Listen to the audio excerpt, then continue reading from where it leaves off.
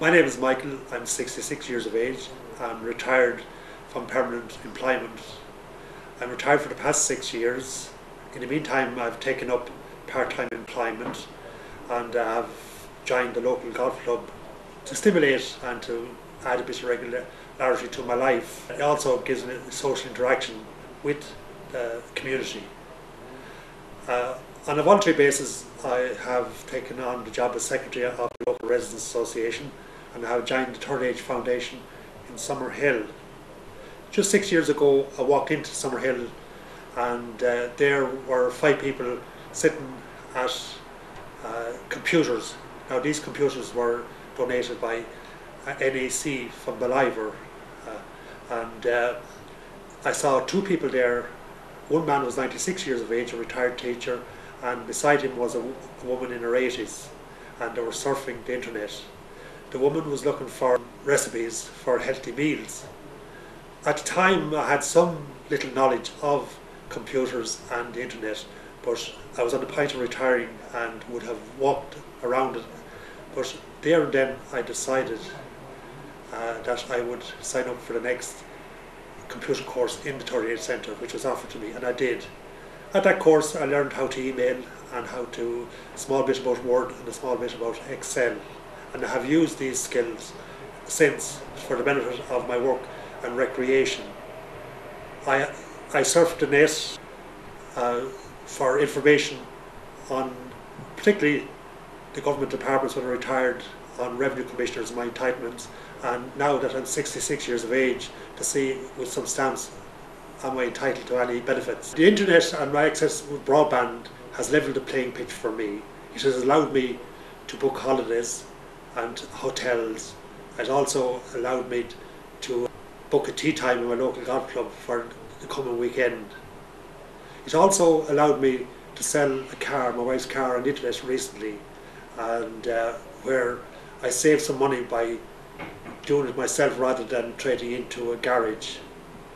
The internet is cost effective compared to the telephone line, and I had a high-speed line which allowed me to use the internet and the telephone at the same time. But to be just cost effective, I had to just sign up for off-peak service. The opportunity it has given me allowed me to take up part-time work, and I send returns on a weekly basis and I get information. Also, as I said, recreation. It allows me to carry out my hobbies, and one of them is genealogy and tracing the roots, and I have a person of the same surname in Mississippi who is interested in tracing her roots in Ireland. Now I'd like to speak about the potential. I see the potential with broadband, and number one, I would place healthcare, and Intel has carried out a pilot project with our members in Summerhill where it allows a sibling to monitor the movements and the fact that the person or the parent is taking their medication and their movements between bedroom and kitchen. It also allows people to shop online. Many of the bigger supermarkets now are providing this online service, and it's a facility that will suit older people and have their groceries delivered to the door.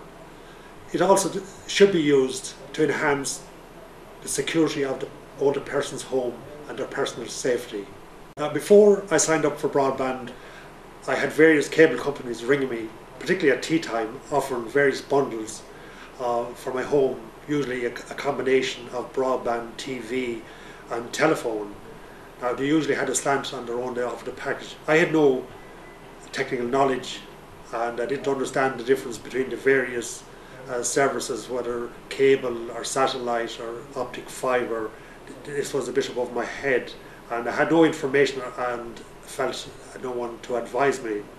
Now I have broadband from Aircom with a router, and I still have a lot of cables and plugs around, but I would think that with better information I would have a neater work desk at home. With broadband, I feel from my own personal experience, was the lack of knowledge and understanding was the biggest setback to me. In America, a survey shows that there's more time spent by older people online than any other age group. The big benefit from the elderly is that it's going to allow for independent living.